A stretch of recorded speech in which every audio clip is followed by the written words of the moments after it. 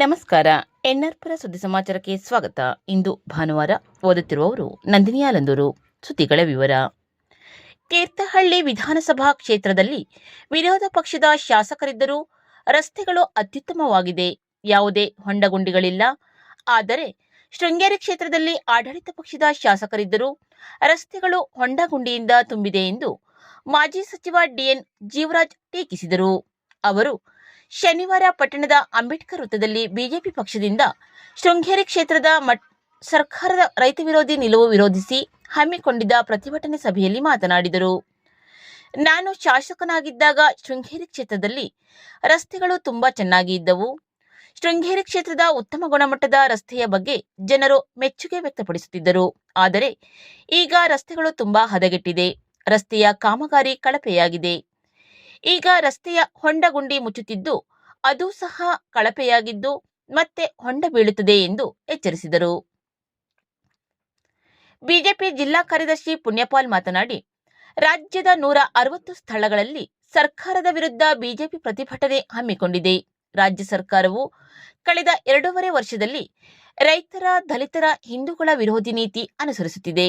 ಮಲಗಿರುವ ಸರ್ಕಾರವನ್ನು ಬಿಜೆಪಿಯಿಂದ ಎಚ್ಚರಿಸುತ್ತಿದ್ದೇವೆ ಎಂದರು.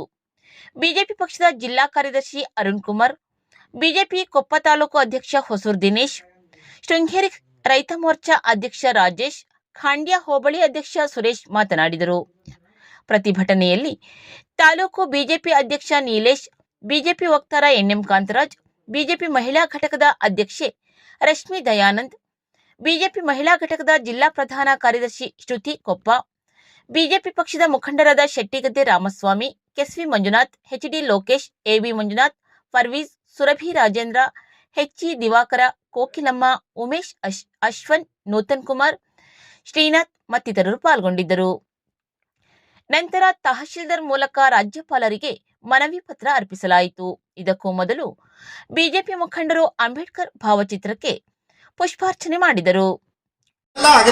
ಬಿಟ್ರೆ ಯಾವ್ದಾದ್ರೂ ಮನೆಗೆ ಯಾವ್ದಾದ್ರೂ ಊರಲ್ಲಿ ಜಲಜೀವನ್ ಮಿಷನ್ ನೀರು ಹೋಗಿದ್ದಿದ್ರೆ ಹೇಳಿ, ಯಾವ್ದಾದ್ರೂ ಊರಲ್ಲಿ ಹೋಗಿದ್ಯಾ? ಹೋಗಿರಬಹುದು. ಆ ಗ್ರಾಮ ಪಂಚಾಯಿತಿ ಒಂದು ಸ್ಟ್ರಾಂಗ್ ಇದ್ದು ಎಂತ ಸಾಮರ್ಥ್ಯವಂತ ನಮ್ಮ ಅರ್ನೂರು ಸಂತೋಷ ಅಂದ್ರೆ ಅವ ಒಂಥರ ಸ್ಪೈಡರ್ ಮ್ಯಾನ್, ಹೀಮ್ಯಾನ್ ಇದ್ದಂಗೆ. ಕೈ ಹಾಕಿ ಹಿಂಗೆ ಹೇಳಿದ್ರೆ ಟಾರ್ ಕಿತ್ಕೊಂಡ್ಬರುತ್ತೆ. ಟಾರ್ ಕಿತ್ಕೊಂಡ್ಬಂದಿದೆ ಅಂತ ವಿಡಿಯೋ ಮಾಡಿಬಿಟ್ರೆ.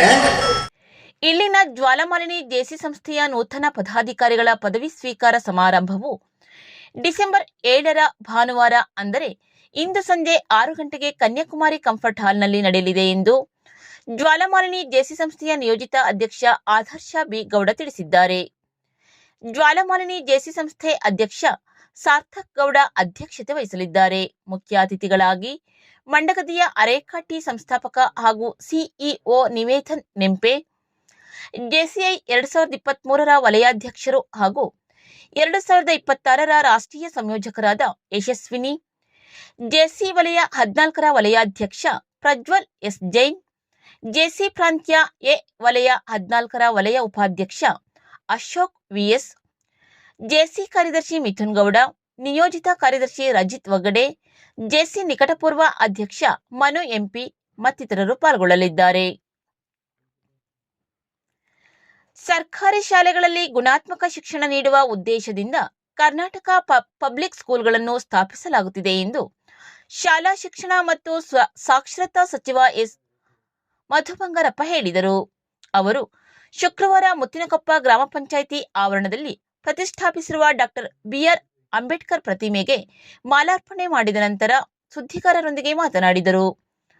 ಸರ್ಕಾರಿ ಶಾಲೆಗಳ ಅಭಿವೃದ್ಧಿಗೆ ಸಂಬಂಧಿಸಿದಂತೆ ನೂತನವಾಗಿ ಜಾರಿಗೆ ತಂದಿರುವ ನಮ್ಮ ಶಾಲೆ ನಮ್ಮ ಜವಾಬ್ದಾರಿ ಕಾರ್ಯಕ್ರಮಕ್ಕೆ ರಾಜ್ಯದಾದ್ಯಂತ ಅಭೂತಪೂರ್ವ ಬೆಂಬಲ ವ್ಯಕ್ತವಾಗುತ್ತಿದೆ.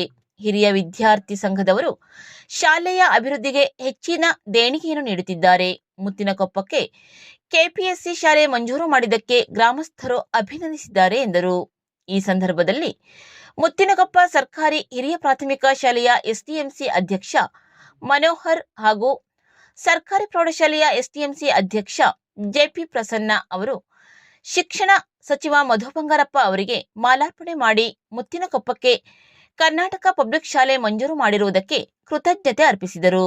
ಈ ಸಂದರ್ಭದಲ್ಲಿ ಶಿವಮೊಗ್ಗ ಭದ್ರಾ ಖಾಡ ಅಭಿವೃದ್ಧಿ ನಿಗಮದ ಅಧ್ಯಕ್ಷ ಡಾಕ್ಟರ್ ಕೆಪಿ ಅಂಶುಮಂತ್, ಮುತ್ತಿನಕೊಪ್ಪ ಗ್ರಾಮ ಪಂಚಾಯಿತಿ ಉಪಾಧ್ಯಕ್ಷ ಎನ್ಎಸ್ ನರೇಂದ್ರ, ಸದಸ್ಯರಾದ ದೇವಂತ್, ಫಯಾಜ್, ಮುಖಂಡರಾದ ಶ್ರೀಶ, ಪ್ರಶಾಂತ್, ಉಮೇಶ್ ಉಪಸ್ಥಿತರಿದ್ದರು. ನರಸಿಂಹರಾಜಪುರ ತಾಲೂಕಿನ ಮಹಾವೀರ ಭವನದಲ್ಲಿ ಶುಕ್ರವಾರ ಧರ್ಮಸ್ಥಳ ಗ್ರಾಮಾಭಿವೃದ್ಧಿ ಯೋಜನೆಯ ನರಸಿಂಹರಾಜಪುರ ವಲಯದ 7 ಕಾರ್ಯಕ್ಷೇತ್ರಗಳ ಪದಾಧಿಕಾರಿಗಳಿಗೆ ತರಬೇತಿ ಕಾರ್ಯಕ್ರಮ ನಡೆಯಿತು. ಧರ್ಮಸ್ಥಳ ಗ್ರಾಮಾಭಿವೃದ್ಧಿ ಯೋಜನೆಯ ಕೊಪ್ಪ ನರಸಿಂಹರಾಜಪುರ ತಾಲೂಕು ಯೋಜನಾಧಿಕಾರಿ ರಾಜೇಶ್ ಪದಾಧಿಕಾರಿಗಳ ಜವಾಬ್ದಾರಿಯ ಬಗ್ಗೆ ಮಾಹಿತಿ ನೀಡಿದರು. ಆಂತರಿಕ ಲೆಕ್ಕ ಪರಿಶೋಧಕ ಪ್ರದೀಪ್ ಬಡ್ಡಿದರ ಸಾಲ ಮರುಪಾವತಿ ಬಗ್ಗೆ ಮಾಹಿತಿ ನೀಡಿದರು. ಜಿಲ್ಲಾ NRLMನ ಕಾರ್ಯಕ್ರಮ ಸಂಯೋಜಕ ಸುಬ್ರಹ್ಮಣ್ಯ ಅವರು ಸಂಪೂರ್ಣ ಸುರಕ್ಷಾ ಆರೋಗ್ಯ ರಕ್ಷಾ ಹಾಗೂ ಇತರ ವಿಷಯದ ಬಗ್ಗೆ ಮಾಹಿತಿ ನೀಡಿದರು. ಸಭೆಯಲ್ಲಿ ಮೇಲ್ವಿಚಾರಕಿ ಸುಶೀಲಾ ಹಾಗೂ 7 ಕಾರ್ಯಕ್ಷೇತ್ರದ ಒಕ್ಕೂಟದ ಅಧ್ಯಕ್ಷರುಗಳು, ಪದಾಧಿಕಾರಿಗಳು, ಸೇವಾ ಪ್ರತಿನಿಧಿಗಳು ಭಾಗವಹಿಸಿದ್ದರು. ವಂದನೆಗಳು.